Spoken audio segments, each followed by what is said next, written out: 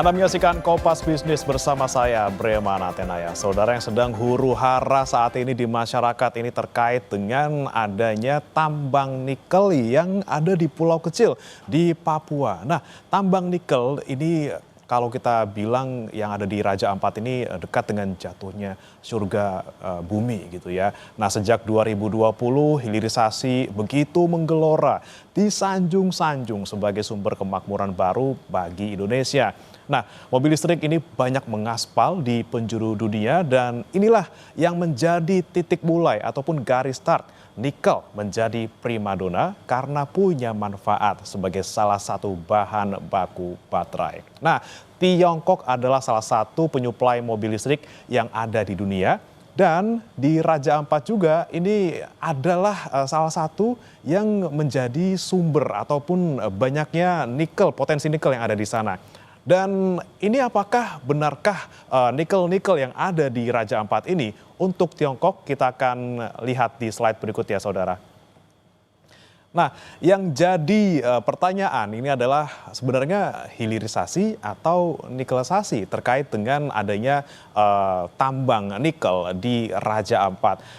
Kami memakai data dari Kementerian Energi dan Sumber Daya Mineral atau ESDM. Nah, kalau kita lihat sebenarnya saudara, Indonesia itu punya cadangan nikel yang terbesar di dunia. Nah, dari cadangan nikel dunia 139,4 juta ton, Indonesia menyimpan cadangan nikel 72 ton, maksud kami 72 juta ton atau setara sekitar 52%. Nah, nikel ini banyak ditemukan di tanah Indonesia Timur, salah satunya di Papua. Nah, yang menjadi huru-hara di Raja Ampat ini adalah saudara, eksploitasi nikel dilakukan di pulau kecil. Padahal nih di undang-undangnya saudara, di Undang-Undang Nomor 27 Tahun 2007 dengan perubahan Undang-Undang Nomor 1 Tahun 2014 disebutkan sudah jelas dalam pemanfaatan wilayah pesisir dan pulau-pulau kecil, setiap orang secara langsung atau tidak langsung dilarang melakukan penambangan mineral. Ini sudah ada di sini. Kemudian ada juga saudara terkait dengan penegasan ini, apakah memang GAK atau Pulau GAK yang selama ini sedang dibahas itu masuk ke dalam pulau kecil? Kita ke data berikutnya. Nah, ini dia saudara, kita akan lihat dulu undang-undangnya. Kalau menurut undang-undang, pulau kecil adalah pulau dengan luas lebih kecil atau sama dengan 2.000 km persegi beserta kesatuan ekosistemnya.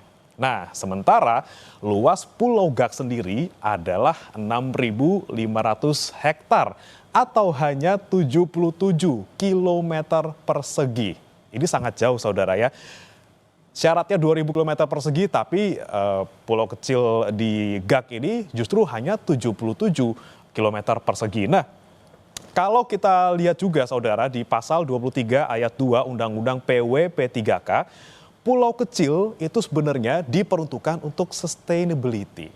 Nah, ini misalnya ada pendidikan, kemudian penelitian, konservasi, sampai pariwisata. Nah, kita lihat nih kalau Pulau GAK ini sebenarnya faktanya seperti apa? Ini saudara, berjarak 30 km dari wisata Raja Ampat. Nah, ini sudah kita lihat sendiri ya, ini dekat dengan pariwisata yang mana seharusnya ya menjadi fungsinya pulau kecil itu sendiri, sehingga harusnya jadi pulau yang digunakan untuk pariwisata. Seperti kata undang-undang, tapi si Pulau GAK ini justru menjadi salah satu pulau kecil yang ditambang nikelnya. Kemudian kalau kita lihat juga saudara, ada yang menarik di sini. Sebenarnya untuk luas dari Pulau GAK ini hanya 77 km persegi.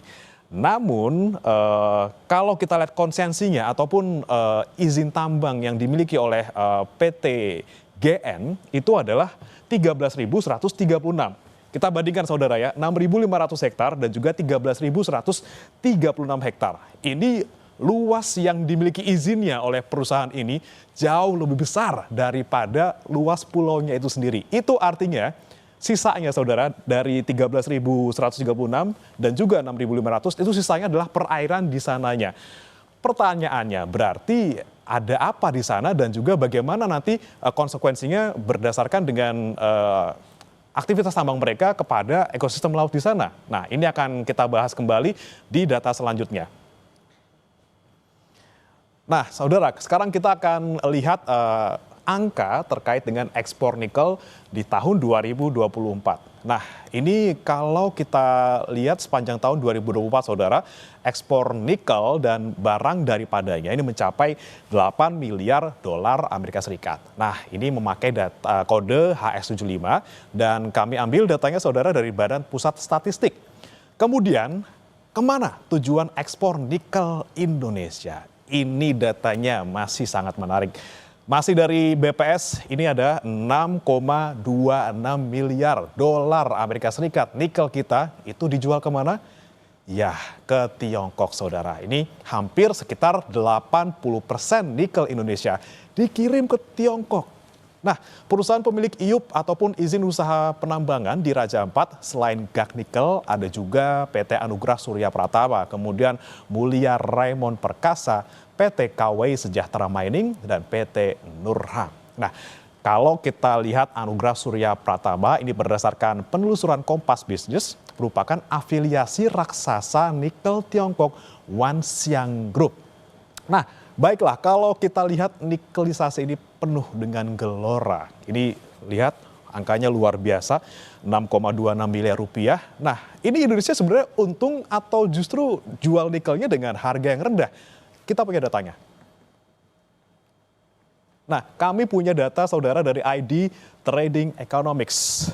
Kita lihat dulu di 7 Maret 2022 atau sekitar 3 tahun lalu. Harga nikel itu ada di masa puncak kejayaannya ya, yaitu lebih dari 48.000 US dollar per ton, tepatnya 48.226 US dollar per ton. Tapi kita lihat, ini langsung turun begini nih, saudara tuh kan. Di tahun 2025, tepatnya di 9 Juni 2025, harganya dari 48 ribuan jadi 15 ribuan per ton saja. Nah, ini apakah bisa disimpulkan bahwa Indonesia menjual murah nikel ke Tiongkok dan dunia? Dan apakah harga nikel yang segini nih, saudara, sebanding dengan kerusakan alam yang harus dibayar di masa depan? Kami akan nanti tanyakan, saudara, langsung kepada ahli tambang. Anda kembali di Kompas Bisnis, saudara. Aktivitas penambangan nikel di Pulau GAC, Kabupaten Raja Ampat masih dihentikan sementara hingga menunggu keputusan dari pemerintah pusat, dalam hal ini Kementerian ESDM. Berdasarkan pantauan di area pertambangan nikel yang luasnya mencapai 600 hektar, terlihat sejumlah alat berat terparkir dan tidak melakukan aktivitas sejak 5 Juni 2025. Hal ini karena dihentikan sementara oleh Kementerian ESDM. Perwakilan dari PT GAC Nikel bilang setelah melakukan penambangan, perusahaan akan melakukan penataan ulang hingga penanaman pohon kembali pada area pertambangan tersebut. Perusahaan menampung limbah pada satu area agar tidak terbuang ke lahan yang belum dibuka untuk pertambangan baru dan mencegah agar air tersebut tidak terbuang ke laut.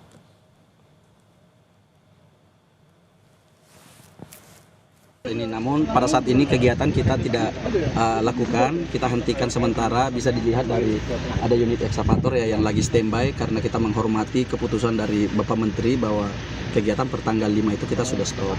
Nah, karena kegiatan kita stop sehingga tidak ada aktivitas yang di front saat ini. Seperti itu, Pak.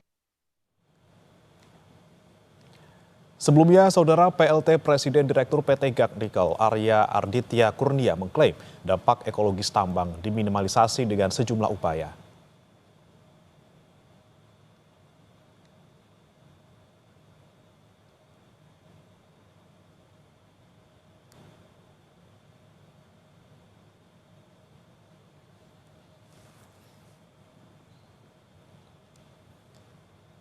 Melalui pesan yang tertulis, kemudian dikirimkan ke redaksi Kompas TV, saudara, Arya bilang beroperasi di Raja Ampat, salah satu kawasan ekologis dunia, membuat GAC Nikel memprioritaskan upaya konservasi dan rehabilitasi lingkungan sebagai bagian dari operasional perusahaan. Arya menambahkan, monitoring dilakukan setiap triwulan oleh tim internal dan pengawasan tahunan dilaksanakan bersama dengan Politeknik Sorong sebagai bentuk sinergi dunia industri dan akademi dalam konservasi laut.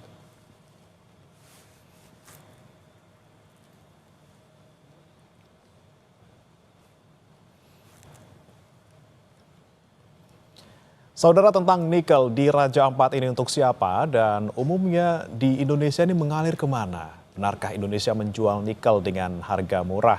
Kemudian apa kabar hilirisasi yang katanya menambah nilai jual?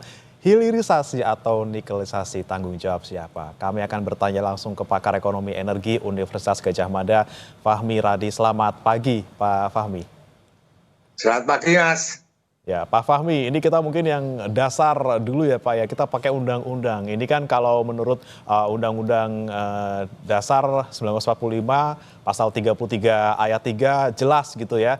Bumi, air, dan kekayaan alam yang terkandung di dalamnya dikuasai oleh negara dan dipergunakan untuk kemakmuran rakyat. Nah, sudahkah tambang nikel yang ada di Indonesia ini memenuhi pasal tersebut?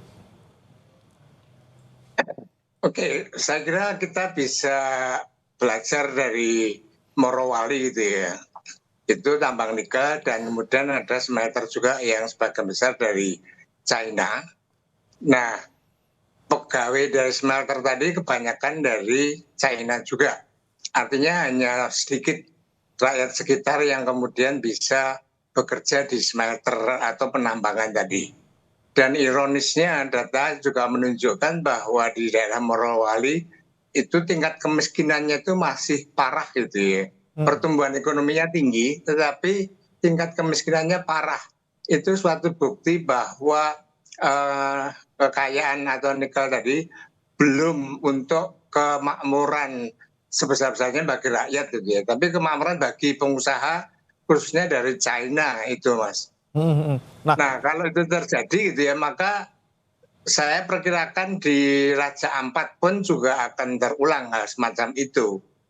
Oke, takutnya ini bakal terulang, terutama ini juga kalau kita lihat Pulau Gak ini salah satu yang ditambang adalah pulau yang kecil, yang kalau dari undang-undang ini sebenarnya tidak boleh ya Pak ya, di Undang-Undang Nomor 1 Tahun 2014 ini tidak boleh, kemudian termasuk juga ini kan kawasan hutan lindung yang diatur juga di Undang-Undang Nomor 41 Tahun 1999. Ini kan sudah jelas tidak boleh ditambang. Pertama karena dia pulau kecil, kemudian kedua dia masuk ke kawasan hutan lindung, tapi dia tetap dalam tanda kutip ini mendapatkan izin gitu ya untuk menambang secara legal. Mereka punya pembelaan bahwa mereka ini sudah memiliki kontrak karya sejak 1998. Ini sebelum Undang-Undang Nomor 41 Tahun 99 atau 1 tahun sebelumnya. Apakah ini bisa dijadikan dasar bagi mereka tetap legal untuk beroperasi? Saya kira mestinya dasar hukum yang digunakan adalah undang-undang yang terbaru itu ya.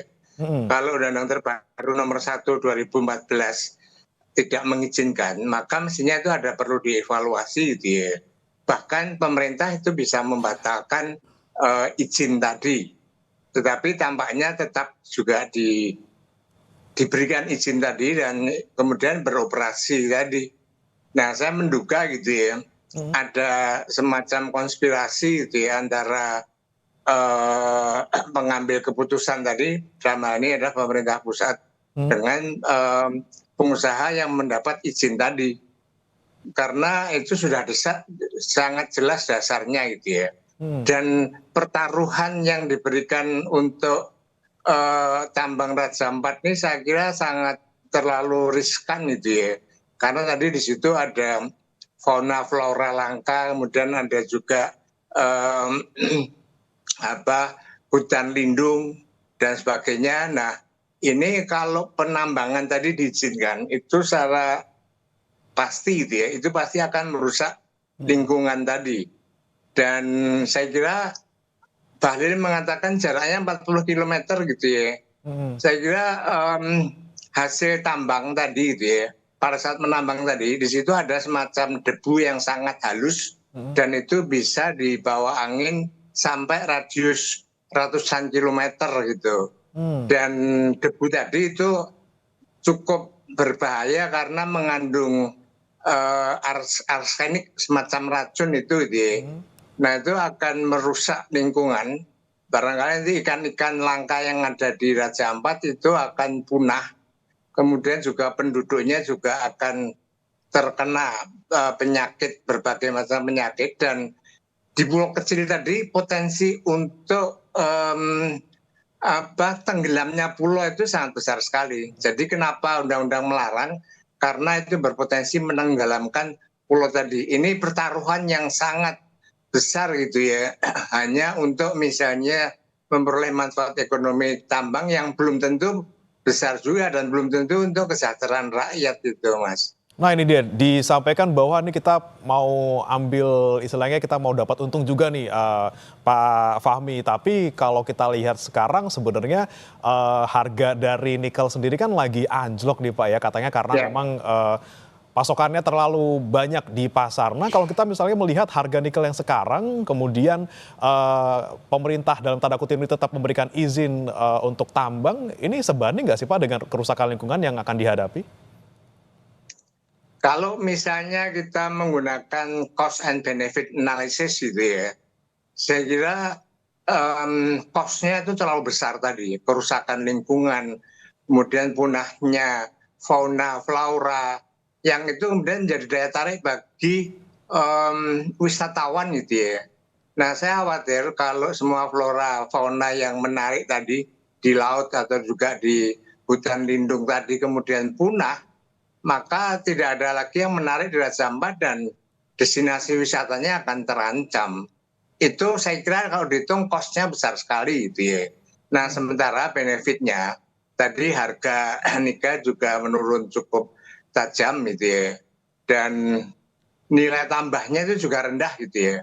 Kalau misalnya nikel harus dismelterkan, memang itu menaikkan nilai tambah, tetapi nilai tambahnya juga rendah karena turunan pertama, kedua itu kemudian boleh diekspor juga gitu. Nah, maka yang menikmati nilai tambah tadi itu justru bukan Indonesia, bukan rakyat setempat, tetapi para investor tadi. Saya kira di Morowali 70% nilai tambah itu yang menikmati ya para pengusaha dari China.